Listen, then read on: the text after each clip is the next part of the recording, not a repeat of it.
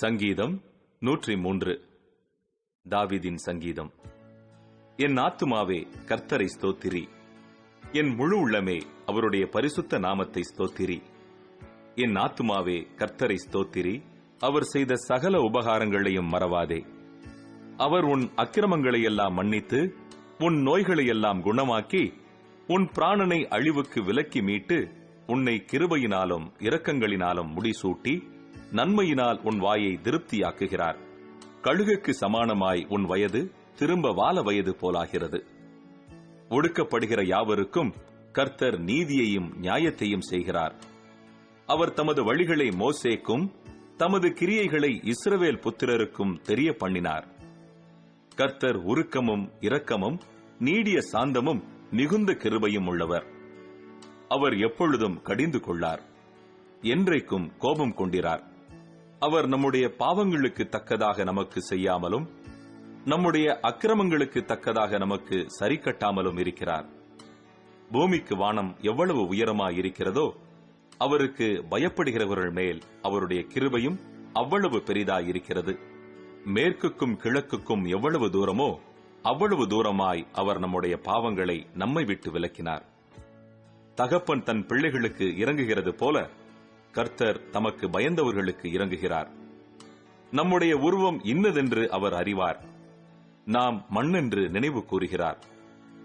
மனுஷனுடைய நாட்கள் புல்லுக்கு ஒப்பாயிருக்கிறது, வெளியின் புஷ்பத்தைப் போல் போக்கிறான். காற்று அதன் மேல் வீசினவுடனே அது இல்லாமற் போயிற்று, அது இருந்த இடமும் இனி அதை அறியாது. கர்த்தருடைய கிருபையோ அவருக்கு பயந்தவர்கள் மேலும் அவருடைய நீதி அவர்கள் பிள்ளைகளுடைய பிள்ளைகள் மேலும் அனாதியாய் என்றென்றைக்கும் உள்ளது. அவருடைய உடன்படிக்கையை கைக்கொண்டு அவருடைய கட்டளைகளின்படி செய்ய நினைக்கிறவர்கள் மேலேயே உள்ளது. கர்த்தர் வானங்களில் தமது சிங்காசனத்தை ஸ்தாபித்திருக்கிறார். அவருடைய ராஜரீகம் சர்வத்தையும் ஆளுகிறது. கர்த்தருடைய வார்த்தையை கேட்டு அவருடைய வசனத்தின்படி செய்கிற பலத்த சௌரியவான்களாகிய அவருடைய தூதர்களே, அவரை ஸ்தோத்திரியுங்கள். கர்த்தருக்கு பிரியமானதை செய்து அவர் பணிவிடைக்காரராயிருக்கிற அவருடைய சர்வ சேனைகளே, அவரை ஸ்தோத்திரியுங்கள். கர்த்தர் ஆளுகிற எவ்விடங்களிலும் உள்ள அவருடைய சகல கிரியைகளே, அவரை ஸ்தோத்திரியுங்கள். என் ஆத்துமாவே கர்த்தரை ஸ்தோத்திரி.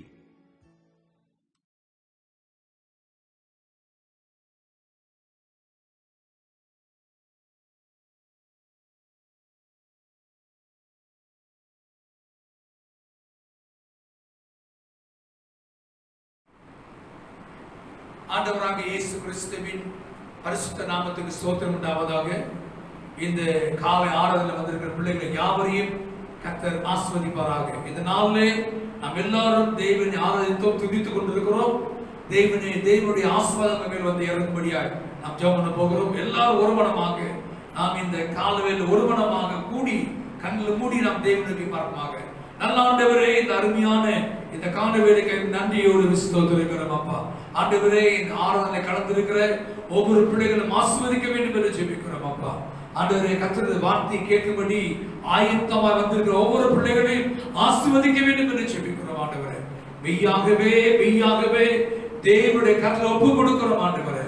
நீ ஆசீர்வதிக்க தேவனா இருப்பதற்கு நன்றியோடு ஸ்தோத்திரம் ஆண்டவரோட பிள்ளைகளை யாவரையும் இந்த நாளிலே பரிசுத்த ஓய்வு நாளிலே ஆண்டவர் ஆசீர்வதிக்க வேண்டும் என்று நாங்கள் ஜெபிக்கிறோம் ஆண்டவரே.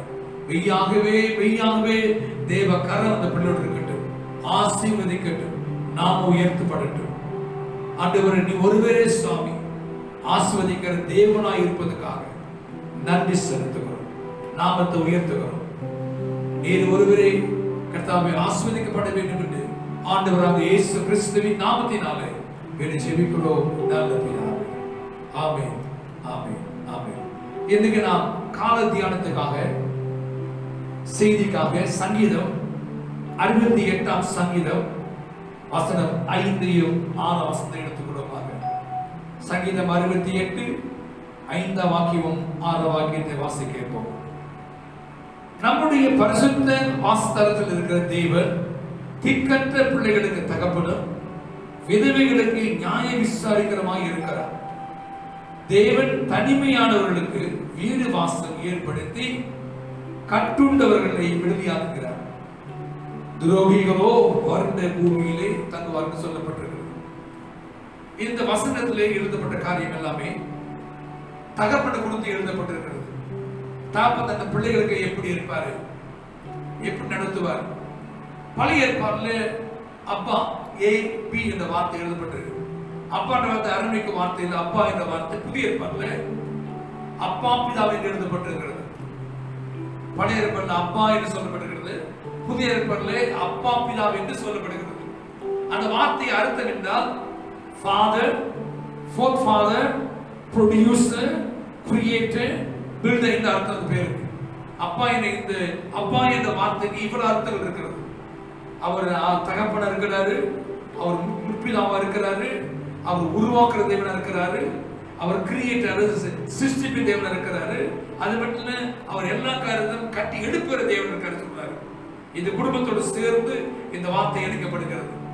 அப்பா என்ற வார்த்தைக்கு நிறைய காரியம் எழுதப்பட்டிருக்கு. அப்பா என்ற வார்த்தை புதிய ஏற்பாட்டிலே மார்க் 14ஆம் அதிகாரம் 36ஆம் வாக்கியத்திலும், ரோமர் 8ஆம் அதிகாரம் 15ஆம் வாக்கியத்தில் எழுதப்பட்டிருக்கிறது. பிதாவாகிய அப்பா என்ற வார்த்தை, அப்பா என்ற வார்த்தை, இந்த வார்த்தை எழுதப்பட்டிருக்கிறது. அருமையான இந்த பிள்ளை இந்த நாள்ல தகப்பனை குறித்து நம்ம பார்க்க போகிறோம். இன்னைக்கு நாள் இன்னைக்கு விசேஷ ஒரு நாள். இந்த நாள் என்றால் the Father's Day, தகப்பனார் தினம். எல்லாருக்கும் அப்பா இருக்கிறது, எல்லாருக்கும் அப்பா அம்மா இருக்கிறாங்க. ஒரு சிலருக்கு அப்பா அம்மா இல்லை. ஆனாலும் ஒரு கஷ்டமான ஒரு காரியம் தான்.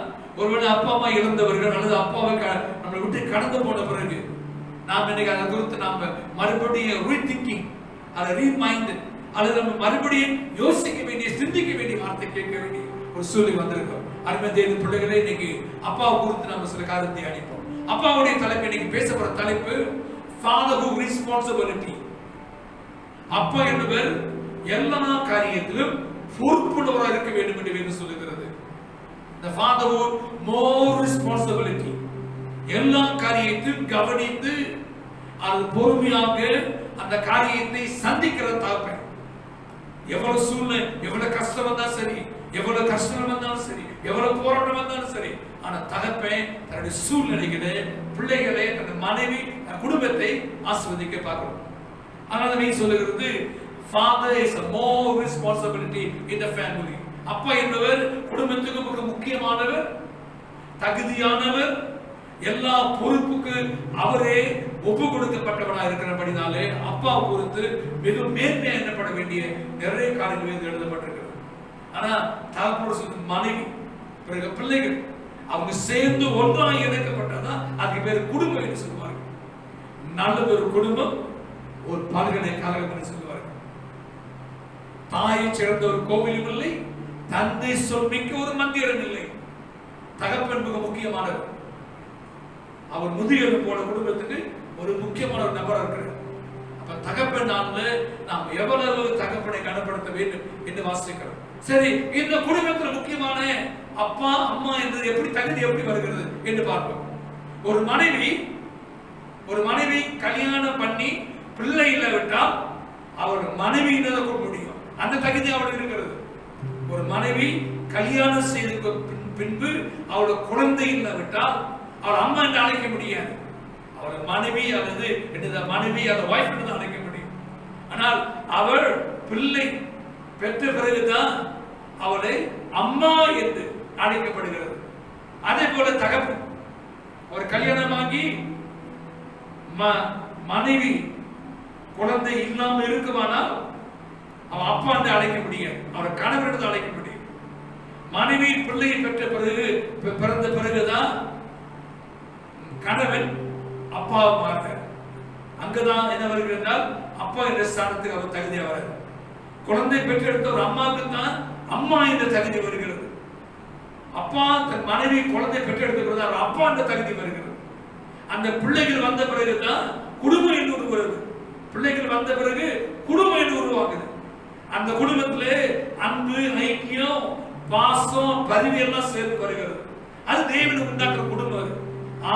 ஆதாம் ஏவாள் தேவன் அவர் தனியா இருப்பது நல்லது சொல்லி தேவன் ஆதாமை ஏவாளுக்கு திருமணம் செய்து கொடுத்த பிறகு அங்கே குழந்தை குடும்பம் மாறுகிறது. அதே போல தேவன் தகப்பனை தலையில வைத்திருக்கிறார். சபைக்கு சபைக்கு மட்டும் இயேசு தலையா இருக்கிறாரு, குடும்பத்துக்கு கணவன் தலையை வச்சிருக்கிற ஆண்டவர். அதை நீ சொல்லுகிறது எந்த ஸ்லாக்கியம், எந்த குடும்பத்தில் வர ஸ்லாக்கியம் என்றால் தகப்பனுக்கு கொடுக்கப்பட்ட ஸ்லாக்கியம். ஆண்டவர் குடும்பத்தை நடத்தக்கூடிய காரியத்தை தகப்பனுக்கு கொடுத்திருக்கிறார். அதனால தான் அவன் சொல்கிறது தகப்பன் இந்த குடும்பத்துக்கு தலையா இருக்கிறான்னு சொல்றாரு. அப்ப குடும்பத்தை நடத்துகிறவர் எல்லா சூழ்நிலையும் என்ன செய்ய குடும்பத்தை அவர் நடத்த வேண்டும். மனைவி தன் குடும்பத்தை தன் அம்மா, மனைவி என்ற ஸ்தானத்திலிருந்து அம்மா என்ற ஸ்தானத்துக்கு வருகிறார். அப்பா கணவன் என்ற ஸ்தானத்திலிருந்து அப்பா ஸ்தானத்துக்கு வருகிறார். அப்பா அது வந்த பிறகு குடும்பம் மாறுகிறது, ஆசீர்வாதம் வருகிறது என்று பார்க்கிறோம். ஆனால் தேவனுடைய பிள்ளைகள் இந்த நாளில் நாம் குடும்ப காரியங்களை நாம் அதிகமாக பார்க்கிறோம். தேவன் குடும்பத்தை இணைக்கிறார். அது நீசுக்கு மத்தேயு 18ஆம் அதிகாரம் வசனம் 19-20 சொல்லுகிறது, என் நாமத்தில் 2 பேர், என் நாமத்து நிமித்தம் 2 பேர் 3 பேர் எங்கே கூடி இருக்கிறீர்களோ அங்கே நடுவில் இருக்கின்றனர். நம்ம தாயின், நம்முடைய கணவன், மனைவி, அப்பா, அம்மா, பிள்ளைகள் எல்லாம் சேர்ந்து இருக்கும் போது கர்த்தர் நடுவில் இருக்கிறார். அந்த குடும்பத்தை கர்த்தர் ஆசீர்வதிக்கிறார். என் நாமத்திலே எங்கே 2 பேர் 3 பேர் கூடி இருக்கிறார்களோ அங்கே தேவன் நடுவில் ஆசீர்வதிப்பார். அப்படி என்றால் குடும்பத்தை தேவன் நேசிக்கிறார். குடும்பத்தை ஆண்டு நேசிக்கிற எப்படி? ஆண்டு குடும்பத்தை ஏன் நேசிக்கணும்? ஆண்டு குடும்பத்தை நேசிக்கிறதுக்கு என்ன தகுதி இருக்க வேண்டும்? ஆண்டு குடும்பத்தை நேசிக்க வேண்டும் என்றால் அந்த குடும்பத்தில் என்னென்ன காரியம் இருக்க வேண்டும் என்ற வாசிக்க போகிறோம். அந்த வேதத்தில் வாசிக்கிறோம், அப்பா என்று பல இடங்களில் எழுதப்பட்டிருக்கிறது. அந்த வார்த்தையில சொல்ல போனா ஆபிரகாம், ஆபிரகாம் என்றால் ஃபாதர் ஆஃப் மல்டிட்யூட். ஆபிரகாம் என்றால் அவன் ஜாதிகளுக்கு தாப்பனா இருக்கிறார். அபிமெலேக் என்றால் the father of the king. ஏபி என்று அபிமெலேக் இருந்தால், அபிமெலேக் என்றால் the father is a king என்று போட்டிருக்கு. அப்சலோம் என்று போட்டிருக்கு. ஏபி அப்சலோம் என்றால் the father of peace என்று போட்டிருக்கு. ஆண்டவர் இந்த ஏபி என்ற வார்த்தை வருகிற இடங்கள்லாம் அப்பா என்ற வார்த்தை வருகிறது. அதனால ஆண்டவர் அப்பா என்ற காரியத்தை கர்த்தர் அதிகமா ஆசீர்வதிக்கிறத பார்க்கிறோம். அருமையான பிள்ளைகளே, இதனால அப்பா என்பவர் சபை குடும்பத்துக்கு மிக முக்கியமான. இயேசு எப்படி சபைக்கு தலையா இருக்கிறது போல, நமக்கெல்லாம் இயேசு கிறிஸ்து அப்பாவா இருக்கிறது போல, அவர் சபைக்கு தலைவரா இருக்கிறது போல, குடும்பத்துக்கு தகப்பன் தலைவராக இருந்து குடும்பத்தை பராமரிக்க, குடும்பத்தை நேசிக்க, குடும்பத்தை ஆசீர்வதிக்கும்படியாக தேவன் கொடுக்கிற ஆசீர்வாதங்களை நாம் இங்க பார்க்கிறோம். அப்படியாக வேதம் சொல்கிறது, தேவனுடைய பிள்ளைகளுக்கு தேவன் ஆசீர்வதிக்கும்படியாக, குடும்பத்தை கர்த்தர் ஆசீர்வதிக்கும்படியாக தேவன் தகப்பனை கொடுத்திருக்கிறார். தகப்பன் இல்லாமல் தாய் இல்லை, தாய் இல்லாமல் பிள்ளைகள் இல்லை. அதனால குடும்பம் என்பது ஒரே காரியத்திலே இணைக்கப்பட்டது வாசிக்கிறோம். நாம் வேதத்தில் வாசிக்கிறோம் 1 தீமோத்தேயு, எல்லாரும் எடுத்துக்கொள்ளும் 1 தீமோத்தேயு 3ஆம் அதிகாரம், 1 தீமோத்தேயு 3ஆம் அதிகாரத்தை எடுத்துக்கொள்வோம். அங்கே அப்போஸ்தலன் பவுல் தீமோத்தேயு சபைக்கு எழுதுறார். அந்த பவுல் இந்த சபைக்கு எழுதும்போது, தேவன் சபைக்கு எழுதும்போது கர்த்தர் சபை கொடுத்து எழுதுறார். எழுதும்போது அவர் இந்த காரியத்தை பேசுறார். தீமோத்தேயுக்கு எழுதின நிருபத்தில் அவர் இந்த காரியத்தை எழுதுறார். எப்படி எழுதுறார்? 3ஆம் அதிகாரம் எழுதப்பட்டிருக்கு. வசனம் 4ஆம் வசனமும் 5ஆம் வசனம் 6ஆம் வசனம், இந்த 3 வசனத்தை கவனிப்போம். 3ஆம் வசனத்திலிருந்து கவனிப்போம். 1 தீமோத்தேயு 3ஆம் அதிகாரம் 3ஆம் வசனத்திலிருந்து 5ஆம் வசனம் முடிய. அவன் மதுபான பிரியனும் அடிக்கிறவனும் இழிவான ஆதாயத்தை இச்சிக்கிறவனாயிராமல் பொறுமை உள்ளவனும் சண்டை பண்ணாதவனும் பண ஆசையில்லாதவனாய் இருந்து தன் சொந்த குடும்பத்தை நன்றாய் நடத்துகிறவனுமாயும் தன் பிள்ளைகளை சகல நல் ஒழுக்கமுள்ளவர்களாய் கீழ்ப்படியப்படுவனாய் இருக்க வேண்டும். ஒருவன் தன் சொந்த குடும்பத்தை நடத்த அறியாக இருந்தால் தேவ சபையை எப்படி விசாரிப்பான் என்று பார்க்கணும். அப்பா குறித்து அப்படி சில குணங்களை பார்க்கணும். நம்முடைய தகப்பனை குறித்து சில காரியத்தை பார்க்கணும். அவர் நமக்கு குடும்பத்துக்கு என்ன செய்கிறார், அவருக்கு என்னென்ன குணங்கள் இருக்கணும், அவர் என்னென்ன காரியத்தை செய்ய வேண்டும் என்று பார்க்கணும். அப்பா என்பவர் யார், அவருக்கு என்னென்ன குணங்கள் இருக்க வேண்டும், அவருக்கு என்னென்ன தன்மைகள் இருக்க வேண்டும் என்று குறித்து வேதம் நமக்கு போதிக்கிறது. அடுத்த பிள்ளைகளை இந்த நாளிலே தன்னுடைய குணாதிசயங்கள், தன்னுடைய தன்மைகள், தன்னுடைய செயல்பாடு குறித்து நாம் சில காலத்தை வாசிக்க போகிறோம். இங்க எழுதப்பட்டிருக்கிறது, தன் சொந்த குடும்பத்தை நன்றாய் நடத்துகிறவர் தகப்பனார். இன்னைக்கு 1வது பாயிண்ட், ஃபர்ஸ்ட் தலைப்புல இன்னைக்கு நான் கொடுக்க பாயிண்ட் 1வது பாயிண்ட், அப்பாவை குறித்து சில குணங்கள், தன்மைகளை குறித்து பேசுறோம். வேதம் போதிக்கிறது. அது 1வது காரியம், தகப்பன் தன் சொந்த குடும்பத்தை நன்றாய் நடத்துகிற தகப்பனாக இருக்கணும். எப்படி ஒரு தகப்பன் இந்த குடும்பத்தை நன்றாக நடத்த முடியும்? தன்னுடைய சொந்த குடும்பத்தை, வசனம் சொல்லுகிறது 4ஆம் வசனத்துல, தன் சொந்த குடும்பத்தை நன்றாய் நடத்துகிறவனாக இருக்க வேண்டுமா? எப்படி தன் குடும்பத்தை நடத்துகிற அப்பா முதலாவது எப்படி இருக்கணும்? போல்பவனாக இருக்கணும், நிதானமானவனாக இருக்கணும். அது 2வது சொல்லுது பாருங்க, 2வது சொல்லப்பட்டிருக்கு 1 தீமோத்தேயு 3:2 வசனம். ஆகையால் கண்காணியானவன் குற்றச்சாட்டப்படாதவனும் ஒரே மனைவியுடையவனும் புருஷனும் ஜாக்கிரதை உள்ளவனும் தெளிந்த புத்தி உள்ளவனும் யோகியம் உள்ளவனும் அந்நியரை உபசரிக்கிறவனும் போதக சமர்த்தமாக இருக்க வேண்டும் சொல்றார். இந்த இடத்துல கணவன் குடும்பத்தை நடத்துற குடும்ப தலைவர் எப்படி இருக்குன்னா, அவர் என்ன செய்யணும்? பொறுமை உள்ளவர் இருக்கணும், நிதானமா நடக்கிறதா இருக்கணும். அது மட்டும் இல்ல, தெளிந்த புத்தி உள்ளவர் இருக்கணும், சண்டை பண்ணாதவரா இருக்கணும், வாக்குவாதம் பண்ணக்கூடாது இருக்கக்கூடாது, பண ஆசை இல்லாதவரா இருக்கணும். எல்லா காரியத்திலும் எப்படி சொல்றது, அவரு யோகியமானவர் இருக்கணும், புத்தி நல்ல தெளிந்த புத்தி உள்ள இருக்கணும். அதுதான் தன் சொந்த குடும்ப நடத்துற ஒரு தாப்பனா இருக்க முடியும். தாப்பனுக்கு தெய்வ பக்தி இருக்கணும். ஒரு குடும்பம் சொந்த குடும்பம் தாப்பனுக்கு தேவனுக்கு பயப்படுற பயம் இருக்கணும். அப்பதான் குடும்பத்தை நடத்த முடியும். அது சொல்ற சொந்த குடும்பத்தை நடத்துகிற தகப்பே எல்லா காலத்தை சீர்தூக்கி பார்க்கணும், தெளிந்த புத்தியோடு இருக்கணும், ஞானமா நடந்து கொள்ளணும். அநேக காலத்தை குடும்பத்தை சரியா நடத்துகிற ஒரு தகப்பனா இருக்கும்படி வேறு சொல்லுகிறது. அதனால தகப்பனாரு எந்த காரியத்தில் அவசரப்பட்டு எந்த காரியம் செய்துவிடக் கூடாது, பொறுமையா இருந்து இந்த காரியத்தை செய்ய வேண்டும். அது மட்டும் இல்ல, அவரு தன்னுடைய அப்பா தன் சொந்த குடும்பத்தை நடத்துற எப்படி இருக்குன்னா சொல்வது, தன் பிள்ளைகளை நன்றாக நடத்துகிறதா இருக்கணும், சகல நல்ல ஒழுக்கமுள்ள பிள்ளைகளை வளர்க்கணும். பிள்ளைகள், மனைவி, குடும்பத்துல எல்லாரும் தலைவருக்கு, அப்பாவுக்கு, கணவருக்கு, பிள்ளைகளுக்கு கீழ்படி நடக்க வேண்டும், மனைவி கீழ்படி நடக்க வேண்டும். அப்படி நடந்தால் தான் குடும்பம் ஆசீர்வதிக்கப்படும். ஒரு சொந்த குடும்பத்தை நடத்துகிறதுக்கு ஞானம், கிருபை தேவன் கொடுக்கணும்.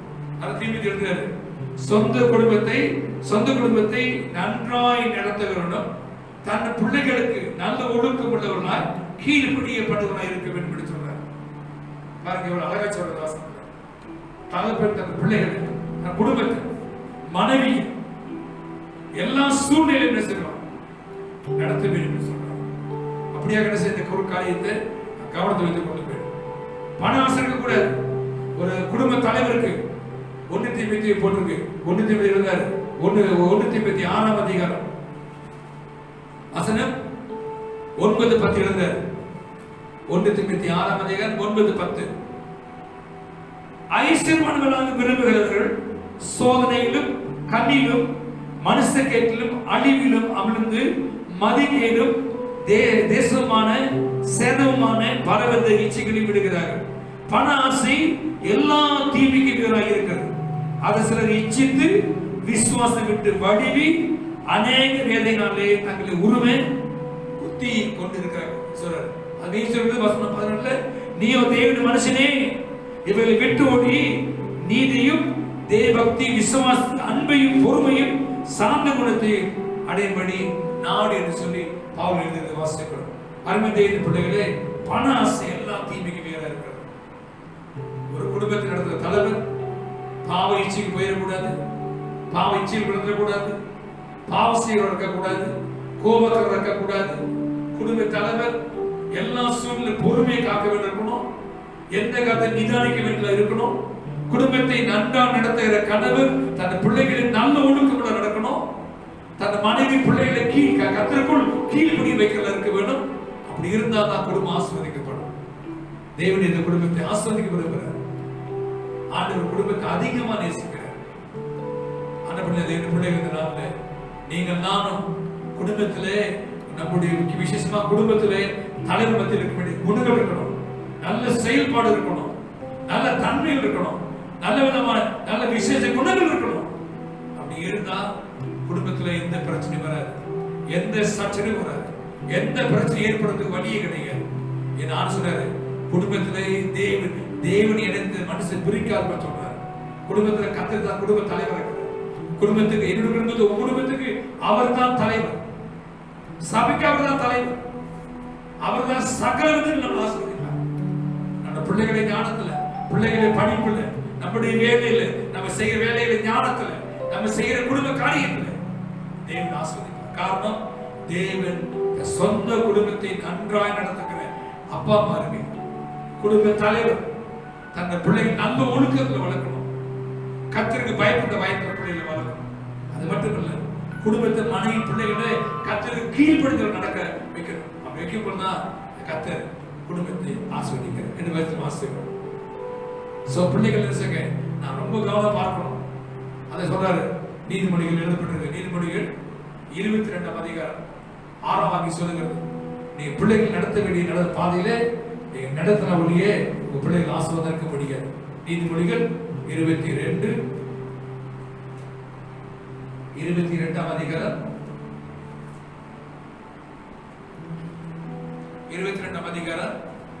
6ஆம் வசனத்தில் வாசிக்கிறோம். பிள்ளையானவன் நடக்க வேண்டிய வழியிலே அவனை நடத்து, அவர் முதிர் வயதிலும் அதை விடாதிருப்பான்னு சொல்றாரு. பிள்ளைகள் வளர்க்க வேண்டிய விதங்கள்ல பிள்ளைகளை வளர்ந்து அவனை கொண்டு வர வேண்டிய நம்ம கடமை. அந்த வயசு 1 பேர் சொல்லப்பட்டிருக்கு. 1 பேர் 3ஆம் அதிகாரத்தில் எழுதப்பட்டிருப்படி என்ன சொல்ற பாருங்க. 1 பேர் 3ஆம் அதிகாரம் இந்த வசனம் எழுதப்பட்டிருக்கு. மனைவியை குறித்து எழுதப்பட்டிருக்கு. அந்தபடியே மனைவிகளே, உங்கள் சொந்த புருஷனுக்கு கீழ்ப்படிந்திருங்கள். அப்பொழுது அவர்கள் யாராவது திருவசனத்துக்கு கீழ்ப்படியாதவர்களா இருந்தால் பயபக்தியோடு கூடி உங்கள் கற்புள்ள நடக்கையில் அவர்களை பார்த்து போதையின்றி மனைவி நடக்கினாலே ஆதாயப்படுத்திக் கொள்வார்கள் சொல்றாரு. இந்த காரியத்திலே கணவன் மனைவி என்ற ஒரு ஸ்தானம் கொடுக்கப்பட்டிருக்கிறது. குடும்ப தலைவருடைய ஸ்தானம் ஒரு நம்ம தகுதி கொடுக்கப்பட்டிருக்கிறது. நமக்கு ஒரு ஸ்லாங்கி கொடுக்கப்பட்டிருக்கு. அருமை தேவ பிள்ளைகளே, இதை கவனமாக நம்ம யோசித்து குடும்பத்தை நன்றாக நடத்தணும். பிள்ளைகள் நன்றாக நல்ல ஒழுக்கத்தில் வளர்க்கணும். குடும்பத்துல தாய் தாப்போட நீங்க என்ன சில பிள்ளைகள் எல்லா காலத்தை கீழ்படுத்தி பக்தி உள்ள பிள்ளைகள் வளர்க்கும் போதுதான் கர்த்தர் உங்களுடைய பிள்ளைகளை குடும்பத்தை ஆசீர்வதிப்பார். 2வது காரியம், தன்னுடைய சொந்த குடும்பத்தை தேவ பக்தியோடு தேவ பயத்தோடு நடத்தப்பட வேண்டும். 2வது பாயிண்ட். 1வது பாயிண்ட், தன் சொந்த குடும்பத்தை நன்றாக நடத்துகிற தகப்பனாக இருக்கணும். 2வது, தன் சொந்த குடும்பத்தை தேவ பக்தியோடு தேவ பயத்தோடு கூட நடத்துகிற தலைவர் சொல்லுகிறது. அப்படி நடத்தினாதான் குடும்பத்தை கர்த்தர் ஆசீர்வதிப்பார். குடும்பத்துல பக்தி இருக்கணும், குடும்பத்துல தேவ பயம் இருக்கணும், குடும்ப தலைவருக்கு தேவ பயம் இருக்கணும். குடும்பத்துல எந்த குடும்பத்துல தெய்வ பயம் இருக்கோ, எங்க ஒழுக்கம் இருக்கிறதோ, எங்க தெய்வ பக்தி இருக்கிறதோ, தெய்வ பயம் இருக்கிறதோ, அங்க தேவன் ஆசீர்வதிக்கிற குடும்பத்தை. இந்த குடும்பத்தை எப்படி பார்க்க முடியும்? ஏன்னா உலகம் ஒரு காலத்திலே உலகம் வெளியே இருந்துச்சு, சபையிலிருந்து உலகம் வெளியே போயிருச்சு. ஆனா இன்று உலகம் சபைக்குள்ள வந்துருச்சு. உலகத்துடைய ஆசபாசம் எல்லாம் சபைக்குள்ள மக்கள் நம்ம குடும்பத்துல வந்துருச்சு, பிள்ளைகள வந்துருச்சு. உலகத்துடைய பாவ இச்சைகள்லாம் உலகத்து காரியம் எல்லாம் சபைக்குள்ள குடும்பத்துக்குள்ளே வருகிறது. பாருங்க, இது ஆலோசனை. சபையானது தேவ பக்தியுள்ள சபை இருக்கணும், சபையானது தேவ பயமுள்ள சபை இருக்கணும். அதே போல குடும்ப தலைவர் மட்டும் இல்ல, குடும்ப தலைவி பிள்ளைகள் எல்லாம் தேவ பக்தியுள்ளவர்களாக தேவனுக்கு பயப்படுற பயத்தில் இருக்க வேண்டும் என்று சொல்லுகிறோம். ஆனால் வேதத்தில் குடும்பத்தில் நடக்கிற சில ஊழியக்கார குடும்பங்கள், விசுவாச குடும்பம் நடக்குதுன்னு சொல்லி வேதத்தில் வாசிக்கிறோம். ஆண்டு மிகவும் வேதனையோடு சில காரியத்தை அவர் பேசுறதை பார்க்கணும். கர்த்தர் சில குடும்பத்தை பார்த்து பழைய ஏற்பாடுல ஆண்டு சில குடும்பத்துக்கு கொடுத்து பாசும்பொழுது தேவன் அதிகமா வேதனையோடு பேசினார். கர்த்தரை அழிக்க சித்தமானார் வேதம் சொல்லுகிறது. 1 சாமுவேல் எடுத்துக்கொள்ளுங்க. 1 சாமுவேல் இங்க 3 பகுதி இருக்கிறது. இந்த 3 பகுதியில் தியானிப்போம். 1 சாமுவேல் 2ஆம் அதிகாரம்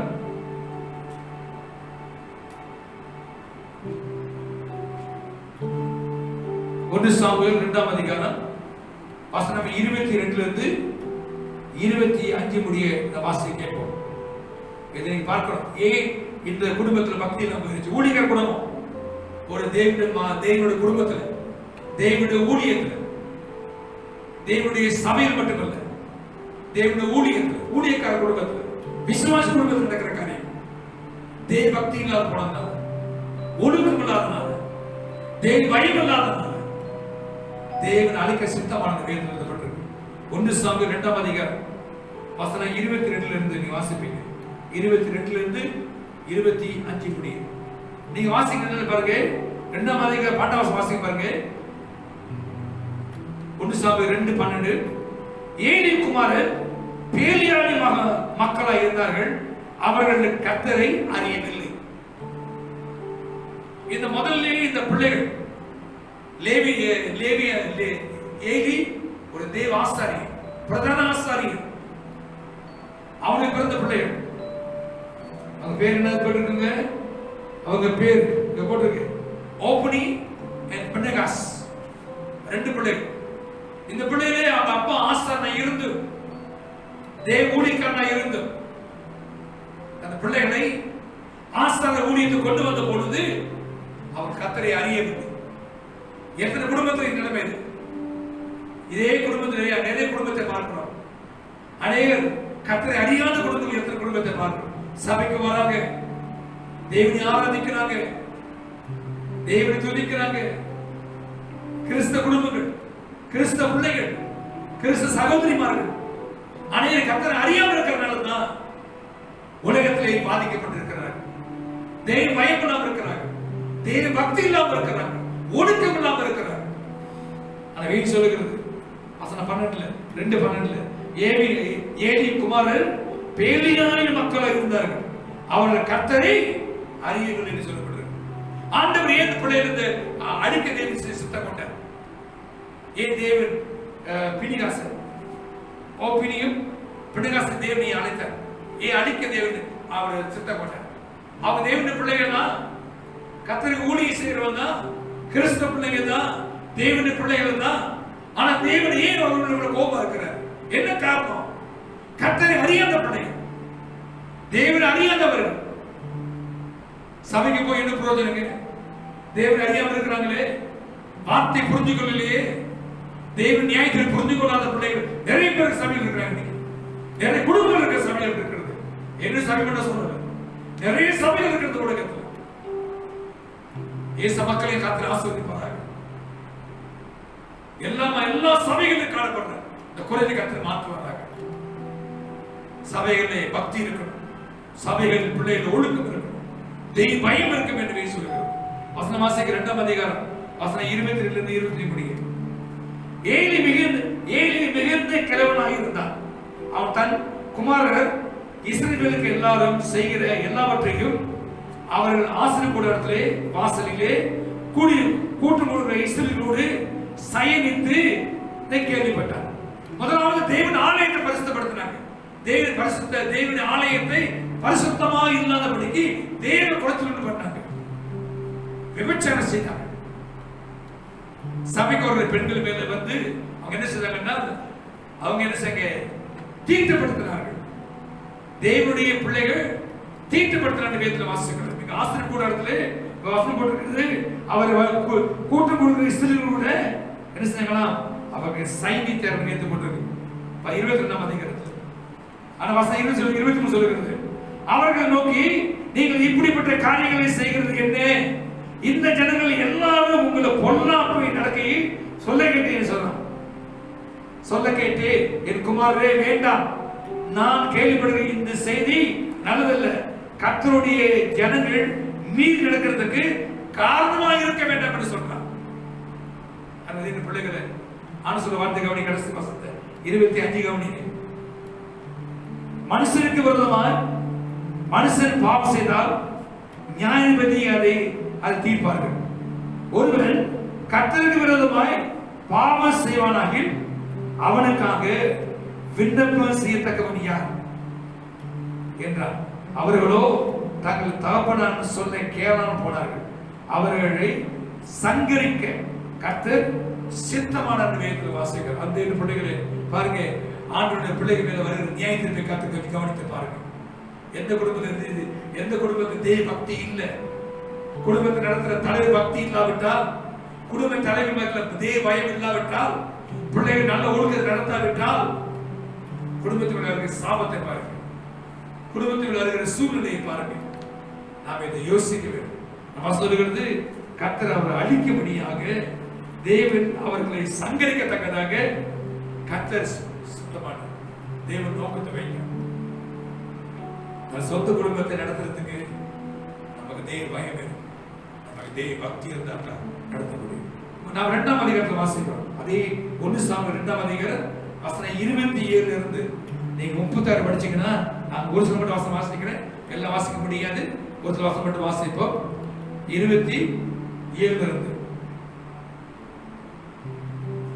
தேவனுடைய மனுஷன் ஒருவன் ஏலியிடத்தில் வந்து கர்த்தர் உரைக்கிறது என்னவென்றால், உன் பிதாக்களின் வீட்டாரை எகிப்தின் பார்வோனுடைய வீட்டில் இருக்கையில் நான் என்னை அவர்களுக்கு வெளிப்படுத்தி என் பலிபீடத்தில் பலியிடவும் தூபம் காட்டவும் என் சமூகத்தில் ஏபோதை தரிக்கவும் இஸ்ரவேல் கோத்திரம் எல்லாம் அவனை எனக்கு ஆசாரியனாக தெரிந்து கொண்டு உன் பிதான் வீட்டாருக்கும் இஸ்ரவேல் புத்திரருக்கும் தகன பலி எல்லாம் கொடுக்கவில்லையா?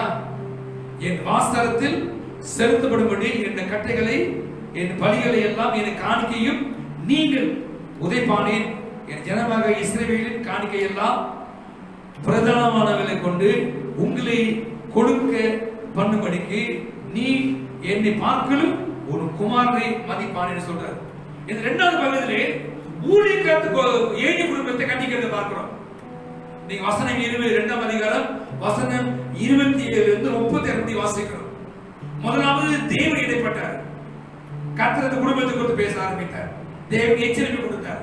ஜனங்க சொன்னாங்க, ஜனங்கள்லாம் சொல்றாங்க, மகன் பாவம் செய்யறான், மகள் பாவம் செய்யறான், குடும்பத்திலே தேவ குடும்பத்துல பாவம் இருக்கிறது சொல்றாங்க. சபை அங்க இருக்கிற மக்கள் சொல்றாங்க, ஏழைகள் சொல்றாங்க. ஆனாலும் பிள்ளைகள் அப்பாவோட வார்த்தை மதிக்காமலே போயிட்டாங்க. திருப்பி வர ஊழியக்கார வர மறுபடியும் ஆண்டவர் ஊழியக்காரன் அனுப்புறார். வசனம் 27 தேவனுடைய மனுஷன் ஒருவன் ஏலியிடத்தில் வந்து தன் பிள்ளைகளுக்கு பேசுறான். ஆண்டவர் ஆசீர்வதித்தாரே, நீ ஏலி நீ ஆசாரியன் தான், ஆண்டவர் குடும்பத்தை ஆசீர்வதித்தாரு, உன் குடும்பத்தை கர்த்தர் ஆசீர்வதித்தாரு, உங்க சந்ததியை ஆசீர்வதித்தாரு, கர்த்தர் பலிபீடத்தை கொடுத்தாரு, உங்களுக்கு பலி ஆராதனை கொடுத்தாரு, தேவன் நன்மைகளை செய்தாரு, உன் குடும்பத்துக்கும் ஆசாரியத்துவத்துக்கும் இஸ்ரவேல் ஜனங்களுக்கு நன்மை செய்தாரு. ஆனாலும் இது நீ உணரவில்லை, நீங்கள் அறிந்து கொள்ளவில்லை. அநேகர் நீங்க அறிந்து கொள்ளல. கர்த்தர் நம்மளை ஆசீர்வதித்திருக்கிறாரு, அவர் நம்ம நன்மை செஞ்சிருக்கிறாரு. நீங்கள்லாம் ஆசாரிய கூட்டம், ராஜரிய கூட்டம், தேவனால் தெரிந்து கொள்ளப்பட்டவர்கள். ஆண்டவர் உங்களை ஆசீர்வதிக்கிறார், உங்க குடும்பத்தை கர்த்தர் ஆசீர்வதிக்கிறார். ஆண்டவர் ஏழி குடும்பத்தை கர்த்தர் ஆசீர்வதித்தார். ஆனா தேவ மனுஷன் சொல்றான், உங்க பிள்ளைங்க சரியில்லை, நீ நடத்துற காரியம் சரியில்லை, தேவனுக்கு விரோதமா பாவம் செய்கிறீங்க, யார் நியாயம் இருக்க முடியும்? ஆண்டவர் நம்ம செய்கிற பாவத்தை எல்லாம் அவர் ரொம்ப பொறுத்து இருக்கிறாங்க. கர்த்தர் பிள்ளைகளே, தேவனுடைய பிள்ளைகளே, நாம் யோசிக்க வேண்டும். தேவ வார்த்தை நேரா வருகிறது, தேவ சத்தம் நமக்கு நேரா வருகிறது, தேவ வார்த்தை நமக்கு கூர்மை ஆயுதம் வருகிறது.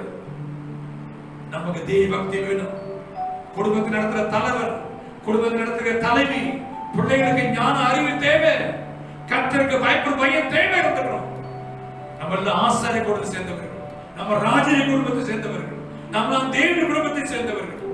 அப்படி என்றால் நீங்க நாளும் மிக பக்தி உள்ள இருக்கணும். இதை குறித்து இந்த 2ஆம் அதிகாரத்திலே நீங்க வாசிங்கன்னா மிகவும் கடினமான வார்த்தை, ஊழியக்காரே மிக கடினமான வார்த்தை பேசலாம். இந்த கடைசி வசனம் 36, அப்பொழுது உன் வீட்டாரின் மீதி இருப்பவர் எவனும் ஒரு வெள்ளி பணத்துக்காக ஒரு அப்ப துணிக்கைக்காக அவரிடத்தில் வந்து பணிந்து நான் கொஞ்சம் அப்பம் சாப்பிட யாவது ஆசாரி ஊழியத்தை என்னை சேர்த்துக் கொள்ளும்படி கெஞ்சுவானா. இது ரொம்ப கொடுமையான காரியம். கடைசி நாட்கள் வருகிற காரியம். அருமையான பிள்ளைகளே, நாம் கர்த்தருக்கு பயப்படுற பயத்துல வளரணும். இல்லாவிட்டால் தேவன் நம்மோடு பேசுவார். நியாயத்தீர்ப்பு தேவன் வீட்டில் தொங்குற காலம் ஆகி போச்சு. இன்னைக்கு நாம் எல்லாரும் இந்த வசனத்தை வாசித்து எடுத்து வாசிக்க 2 அதிகாரம் 27 வசனத்தை 30 வசனம் வாசிச்சு பாருங்க. நீங்க படிக்கும் போது சொல்லப்பட்ட ஒவ்வொரு வார்த்தை ஒரு நெஞ்சில் உருவ குத்துகிறது போல இருக்குது. பயமா இருக்கிற வசனம் வாசிக்க ஆண்டவர் இந்த வார்த்தை தெளிவா பேசுறாரு. ரொம்ப கவனிக்கிற வசனம் 3ஆம் அதிகாரம் வாசிக்கணும். 1 சாமுவேல் 3ஆம் அதிகாரம் 1 சாமுவேல் 3ஆம் அதிகாரம் 10ஆம் வசனத்திலிருந்து 18ஆம் வாக்கியம் முடிய கர்த்தர் பேசுறாரு. யார்கிட்ட பேசுறாரு? சாமுவேல்கிட்ட பேசுறாரு. ஆண்டவர் ஏலிகிட்ட சொன்னாரு. முதல்ல ஜனங்க சொன்னாங்க ஏலிகிட்ட, உங்க பிள்ளைங்க தவறு செய்கிறாங்க, கர்த்தரை அறியாம இருக்கிறாங்க, ஆசாரம் இருக்கிறாங்க, ஆசார ஊழியம் செய்கிறாங்க, தேவ பிள்ளையா இருக்கிறாங்க, ஆனா தெய்வ பயம் இருக்கிறாங்க, கர்த்தரை அறியாம ஜனங்க சொன்னாங்க. அவங்க பெண்ணோடு விபச்சாரம் பண்ணாங்க, ஆலயத்தை அசுத்தப்படுத்தினாங்க, தேவனோட பாவம் செஞ்சாங்க, தேவன் அழிக்க சித்தமானார். 2ஆவது அதிகாரத்துல 27 வசனத்துல கர்த்தர் ஊழியக்காரரை பேசினாரு. கர்த்தர் ஊழியத்தை பேசினாரு, நீங்க ரட்சிக்கப்படுத்த பேசினாரு, கொடுக்கப்பட்ட ஆசீர்வாதத்தை பேசினாரு, காணிக்கை தகன பலி ஆண்டு பேசினாரு. இவையெல்லாம் தேவன் நமக்கு கொடுத்தாரு, அவங்களை ஆசீர்வதித்தாரு, அவங்களை பெருக செய்தார். ஆனா அவர் மறுபடியும் பாவம் செய்கிறதை பார்க்கணும். காரணம் தேவ பக்தி இல்லை, தேவ பயம் இல்லை. தேவன் யாரையும் தண்டிக்க வேண்டிய காலம் வந்துருச்சு. நாம் மிகவும் பயந்து இருக்க வேண்டிய ஒரு காலம் வந்துருக்கு. 3ஆவது காரியம், கர்த்தர் சாமுவேல் பேசுற சின்ன பையன் சாமுவேல் அன்றால அவனை விட்டுட்டு போன பிறகு அவன் அங்கே அந்த ஏலியோடு சேர்ந்து ஆசாரோடு அந்த பிரதான ஆசாரோடு சேர்ந்து அவனுக்கு விளக்கு கதவு சாத்துறது திறக்கிறது, விளக்கு ஏத்துறதும் எண்ணெய் விளக்கு அணைக்கிறது வேலை. இதைத்தான் சாமுவேல் செய்தான். ஆனா அவன் கர்த்தருக்கு பயந்து நடந்தான். அவர் மனுஷனுக்கும் பிள்ளைகளுக்கு பிரியமா இருக்க சொல்லப்பட்டிருக்கு. ஆனா சாமுவேல் மனுஷனுக்கும் தேவனுக்கு பிரியமாக போட்டிருக்கோம். எங்க போட்டிருக்க வசனம் 2ஆம் அதிகாரம் வசனம் 27 போட்டிருக்கு. சாமுவேல் என் பிள்ளையாண்டானோ பெரியவனாய் வளர்ந்து கர்த்தருக்கு மனுஷனுக்கு பிரியமாக நடந்து கொண்டான். கர்த்தர் பேசுறாரு. யாரெல்லாம் மனுஷனுக்கும் தேவனுக்கு பிரியமா நடக்கிறாங்களோ கர்த்தர் பேசுறாரு. ஆண்டவர் பேசுறாரு. ஆண்டு ஏலிகிட்ட பேசுற பிரதான ஆசாரி, பெரிய ஊழியக்காரன், ஆண்டு பெரிய சபை கையில் கொடுத்து ஊழியத்தை கொடுத்திருக்கிறார். இஸ்ரவேல் கர்த்தர் நடத்தபடி கொடுத்தாரு அவனை. ஆனா கர்த்தர் அவன்கிட்ட பேசல. ஏன் பேசல? கர்த்தர் அவனை பேசல. அவருடைய குடும்பம் பாதிக்கப்பட்டிருக்கு. ஏலிய குடும்பம் கர்த்தரை விரோதமா கிரியை செய்ய ஆரம்பிச்சிருக்கு. ஏலிய குடும்பம் கர்த்தரை பாவம் செய்யுது. ஏலிய குடும்பம் தேவனுக்கு விரோதமாக பயங்கரமான பாவத்தை செஞ்சிட்டாங்க. தேவனையா ஆண்டவர் ஏலியிட்ட பேச விரும்பல. முதல்ல தனக்கிட்ட பேசினாரு, தவறு கண்டிச்சாரு. பிறகு ஊழியக்காரன் அனுப்பி பேசினாரு. 3ஆவது காரியம் சாமுவேல்கிட்ட பேசினாரு. சாமுவேல் ஆண்டு கூப்பிட்டாரு. ஆண்டு சாமுவேல்கிட்ட பேசுறாரு. என்ன பேசுறதுமா அவசரே கர்த்தர் ஏலியின் குடும்பத்தை விரோதமாக நியாயத்திற்கு கொண்டு வர சொன்னார். அவன் பேசுறாரு. படிச்சு பாருங்க வசனத்தை. நான் ஒரு சில வசனம் வாசிக்கிறேன். அது வாசிக்க நேரம் இல்லை, நான் ஒரு சில வாசிக்கிறேன். ஓகே சரி, வசனத்தை கவனிங்க. வசனம் 13 12 கவனிங்க. கர்த்தர் சாமுவேலை நோக்கி, இதோ இஸ்ரவேல் ஒரு காரியத்தை செய்வேன், அதை கேட்டிருக்கிற ஒவ்வொருவரும் 2 காதுகளினாலே அதை துணித்துக் கொண்டிருக்கும். நான் ஏலி குடும்பத்துக்கு விரோதமாய் சொன்ன யாவையும், கவனிங்க வசனத்தை 3:12, நான் ஏலியின் குடும்பத்திற்கு விரோதமாக சொன்ன யாவையும் அவன் மேல் அந்நாளில் வர பண்ணுவேன், அதை தொடங்கவும் அதை முடிக்கவும் போகிறேன். என்ன சொல்றது? அவன் குமாரர் தங்கள் மேல் சாபத்தை வர பண்ணினதை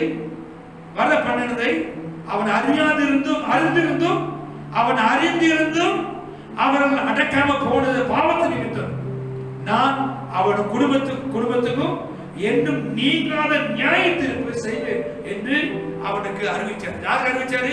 சாமுவேலுக்கு சொல்றாரு. என்ன காரணம்? இன்னைக்கு அநேக பிள்ளைகள் சபையில் வளர்ந்த பிள்ளைகளுக்கு, இன்னைக்கு அநேக பிள்ளைகள் சபையில் வளர்ந்த பிள்ளைகள், அநேக சபையில் வளர்ந்த பிள்ளைகள் வாலிபனான பிறகு தெய்வ பைபிள்லாம் போயிட்டாங்க, தெய்வ பக்தி எல்லாம் போயிட்டாங்க, ஒழுக்கம் எல்லாம் போயிட்டாங்க, பரிசுத்தம் எல்லாம் போயிட்டாங்க. இன்னைக்கு சபையில் நடந்து கொண்டு இருக்கு. அநேக வாலிபர்கள் பின்மாறிட்டாங்க, அநேக வாலிபர்கள் சகோதரர்கள் பின்மாறி போய் கொண்டு காலமாக இருக்கிறது. நியாயத்துக்கு எங்க தவங்கதான் ஏலி வீடு தவங்க ஆரம்பிச்சிருச்சு. அவன் சொல்லிட்டு என்ன சொல்றாரு? நான் என்ன செய்வேன்? நானே நியாய தீர்ப்பு செய்வேன்னு சொன்னாரு. 13 வசனத்துல சாபத்தை வரவித்து சாம குடும்பத்தை வந்த போதும் அறிந்திருந்தோம், நிறுத்த முடியல, தடை செய்ய முடியல, அதுக்காக போராட முடியல. அருமை தேவ பிள்ளைகள், கர்த்தர் பிள்ளைகள், நீங்க என்ன செய்யுங்க? நீங்க உங்க குடும்பத்தை நேசிங்க. கர்த்தர் குடும்பத்தை ஆசீர்வதிப்பாராக. மெய்யாகவே தன்னுடைய சொந்த குடும்பத்தை தேவ பக்தியோடும் தேவ பயத்தோடும் நடத்தக்கூடிய புருஷனாக இருக்க வேண்டும் என்று வாசிக்கிறோம். இதுக்கு தலைப்பை பார்த்தோம், ஒரு பொறுப்புள்ள ஒரு தாப்பனா இருக்க வேண்டும் பார்த்தோம். 1வது காரியம், அப்பா தன் சொந்த குடும்பத்தை நன்றாய் நடத்துகிறவராய் இருக்கணும். அப்பா 2வது தன் சொந்த குடும்பத்தை தேவ பக்தியோடு தேவ பயத்தோடு நடத்துகிற தாப்பனா இருக்க வேண்டும் என்று நான் வாசிக்கிறோம். நான் வேற சொல்லுகிறது அருமை தேவ பிள்ளைகள், இந்த நாளில் நாம் கர்த்தருடைய பிள்ளைகள் எல்லா காரியத்திலும் மிகவும் பயத்தோடு நடந்து கொள்ள வேண்டும். சங்கீதக்காரர் சொல்வது போல நீங்கள் நானும் குடும்பத்தை நடத்துற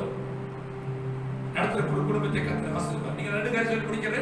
3வது காரியம், பிள்ளைகளுக்கு எழுதப்பட்டிருக்கு. எபேசிய 6ஆம் அதிகாரம் அவர் எழுதுறாரு. எபேசிய 6ஆம் அதிகாரம் 1-4 வசனத்தை நம்முடைய தாத்தா பாட்டிகளை சேர்த்து எழுதுறாரு. ஒன்று நான் தாப்பம் பேசணும், மனைவிட பேசினேன். 3வது காரியம் பிள்ளைகள். வசனம் எபேசிய 6ஆம் அதிகாரம் 1-4 வசனம். பிள்ளைகளே, உங்கள் பெற்றோருக்கு கர்த்தருக்குள் கீழ்ப்படியுங்கள், இது நியாயம்.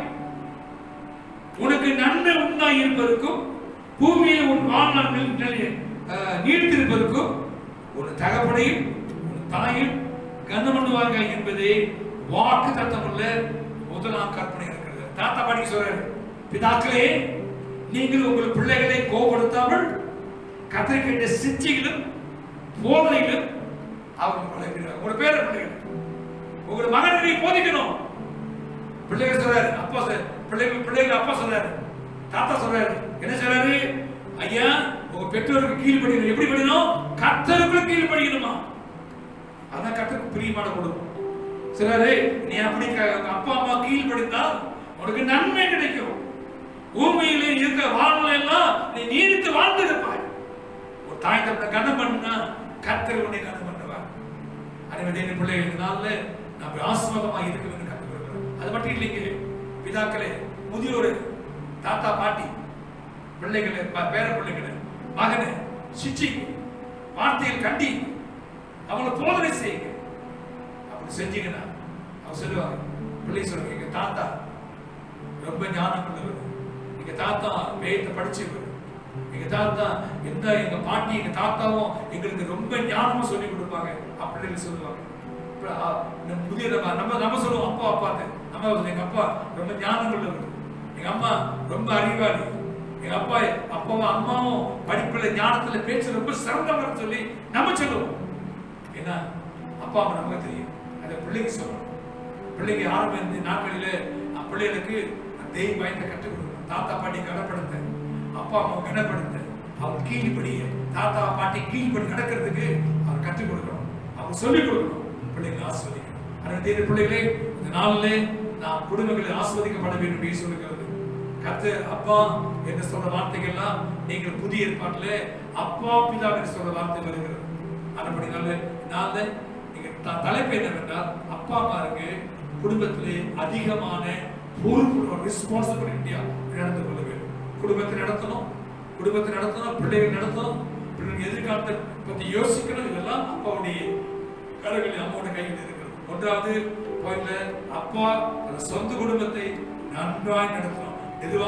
நிர்வாகத்துல, பண காரியத்துல, ஐக்கியத்துல, அன்பில, பாசத்துல, எல்லா காரியத்திலும் அப்பா நேர்மையாக உண்மை நடந்து கொள்ள வேண்டும். என்ன அப்பா தன் சொந்த குடும்பத்தை தெய்வ பக்தியோடு தெய்வ பயத்தோடு நடத்தணும். அப்படி அப்படின்னா அப்பா கர்த்தருக்கு பயப்படுற மனுஷனா இருக்கணும், பரிசுத்தமானா இருக்கணும், நீதிமானா இருக்கணும், உத்தமனா இருக்கணும். அப்படி இருந்தா உங்க பிள்ளைங்க சிறுபடி கேட்பாங்க, ஆசிரியப்பாங்க. நாம் ஏழி போல இருக்கக்கூடாது, ஏழி பிள்ளைகள் போல நான் வாழக்கூடாது, அப்படி சூழ்நிலை பிள்ளைகள் போயிடக்கூடாது, அப்படிப்பட்ட நியாயத்திற்கு போயிடக்கூடாது என்பதை நீ புரிந்து கொள்ள. கர்த்தர் ஆசீர்வதிப்பாராக. நான் ஜெபிப்போம், எல்லாரும் கண்ணு மூடி ஜெபிப்போம். இதை இந்த வசனத்தை கொடுக்க சொல்லப்பட்ட வசனத்தை வீட்டில் எடுத்து வாசிக்க, தியானம் பண்ணிக்க. நான் பேசுறது கொஞ்சம் தான், நிறைய காரியங்கள் இருக்கிற சத்திகள் இருக்கு. ஸோ இதை நீங்க என்ன செய்யுங்க, நீங்க படித்து இதை ஆராய்ச்சி பண்ணி ஆராய்ந்து கொண்டுங்க. கர்த்தர்களை ஆசீர்வதிப்பார். ஜெபம் செய்வோம். நல்ல பிதாவை அருமையான வேலைக்காக நன்றியோடு ஸ்தோத்திரம். ஆண்டவரே, இந்த நாளிலே தாப்பன தினத்தை கொடுத்து பேசணும். ஆண்டவரே, தாப்பன் கத்தா எப்படிலாம் குடும்பத்தை நடத்த வேண்டும், தாப்பன் எப்படிப்பட்ட குணத்தில் இருக்க வேண்டும், அவர் என்ன தன்மைக்குள் இருக்க வேண்டும், என்ன செயல்பாடு இருக்க வேண்டும் என்று சொல்லி கத்தா நான் பார்க்க மாட்டோம். அது மட்டும் இல்ல, தாப்பன் அந்த பிள்ளைகளை தெய்வ பக்தியோடு, தெய்வ பயத்துல, ஞானத்திலே, அறிவுள்ள பிள்ளைகள் குடும்பத்தை நடத்த வேண்டும் என்று நாங்கள் ஜெபிக்கிறோம். ஆண்டவரே அப்பா, இந்த கடைசி காலம் ஆண்டவரே, இந்த கடைசி நாட்களில் எல்லா காரியத்திலும் நிதானமாக சிந்தித்து செயல்பட வேண்டிய ஒரு காலத்தில் வந்திருக்கிறோம். ஆண்டவரே, குடும்பத்தை நடத்துகிறவர் கர்த்தாவே, தன் சொந்த குடும்பத்தை நடத்துகிற எல்லாவற்றையும் ஆராய்ந்து நிதானிக்க வேண்டியிருக்கிறப்பா. அதுக்காக நன்றியோடு ஸ்தோத்திரிக்கிறோம். அப்பா, நான் நன்றி ஸ்தோத்திரம். ஒவ்வொரு குடும்ப தலைவரையும், ஒவ்வொரு குடும்ப தலைவர் ஆசிரியர், தாத்தாமார்களையும் பாட்டிமார்களையும் ஆசிரியர் தேவன் நன்றியோடு ஸ்தோத்திரம். பேரப்பிள்ளைகள் ஆசிரியர்களுக்கு நன்றியோடு ஸ்தோத்திரம். குடும்பத்தை, முழு குடும்பத்தையும் ஆசிர்வதிக்கிறாங்க. குடும்பங்கள் தேவன் ஆசீர்வாதத்துக்குள்ளாக பரிபூர்ணமான ஆசீர்வாதம் நிறைந்திருக்க வேண்டும் என்று ஜெபிக்கிறோம். ஆண்டவரே ஆசீர்வதிக்கிறாங்க. நன்மை கிருபையும் தொடர்ந்து வருவதாக. கர்த்தர் வீட்டில் நீண்ட நாட்களாய் நிறைந்திருக்க, வாழ்ந்திருக்க ஆசீர்வதிக்க வேண்டும் என்று ஜெபிக்கிறோம். இயேசு கிறிஸ்துவின் நாமத்தினாலே வேண்டி ஜெபிக்கிறோம் நல்ல பிதாவே. ஆமென், ஆமென், ஆமென். என் ஆத்துமாவே கர்த்தரை ஸ்தோத்திரி, என் உள்ளமே பரிசுத்த நாமத்தை ஸ்தோத்திரி. என் ஆத்மாவே கர்த்தரை ஸ்தோத்திரி, கர்த்தர் செய்த சகல உபகாரங்களை மறவாதே. ஆமென், ஆமென். நம்முடைய கர்த்தராகிய இயேசு கிறிஸ்து கிருபை, தேவனுடைய அன்பு, பரிசுத்த ஆவியானவருடைய அன்பு என்று என்று சதா காலங்களில் உங்கள் அனுபவம் இருப்பதாக. ஆமென், ஆமென், ஆமென்.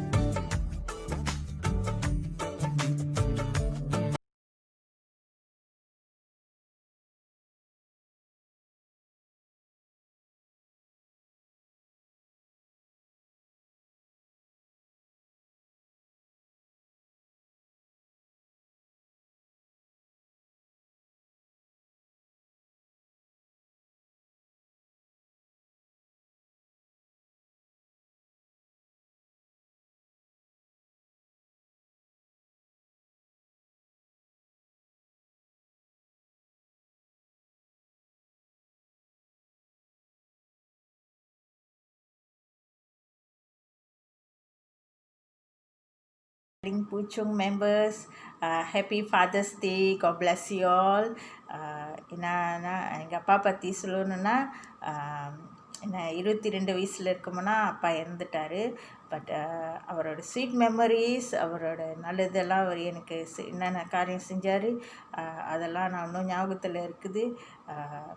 I really love him. I miss him so much. And also எல்லாருக்கும் அப்பா இருக்கவங்க அவங்கள பார்த்துக்குங்க, நல்லபடியாக அவரை ரெஸ்பெக்ட் பண்ணுங்க, அவர் கடைசிக்கும் பார்த்துக்குங்க. Take care of him. So be happy everyone. God bless you. Thank you. Bye.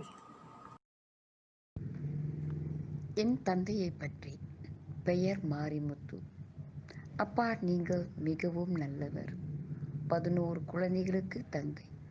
அதில் 3 தடவை இரட்டை குழந்தைகளாக பிறக்க கிருபை செய்தீர். அப்பா, நீங்கள் மிகவும் கண்டிப்பானவர், மன உறுதி உள்ளவர். 11 பிள்ளைகளும் தன் வசத்தில் வழி நடத்தினீர். எங்களுக்காக பல வழிகளில் உதவி செய்தீர். கண்டிப்பாக இருந்தாலும் அரவணைப்பதில் நீங்கள் மிகவும் நல்லவர். சமையலில் என் தந்தை மிகவும் கெட்டிக்காரர். சமைத்து 11 பிள்ளைகளுக்கும் அவர் பரிமாறும் விதமே மிக அலாதியாக இருக்கும், சந்தோஷமாக இருக்கும். கடந்த 38 ஆண்டுகளாக எங்களை விட்டு மறைந்தும் உங்கள் நினைவு எங்கள் மத்தியில் பசுத்தாரும் மணி போல் இருக்கிறது. நீங்கள் மிகவும் நல்ல அப்பா. உங்களுடைய நினைவுகளோடு இந்த ஆண்டு அப்பா தினத்தை கொண்டாடுகிறோம்.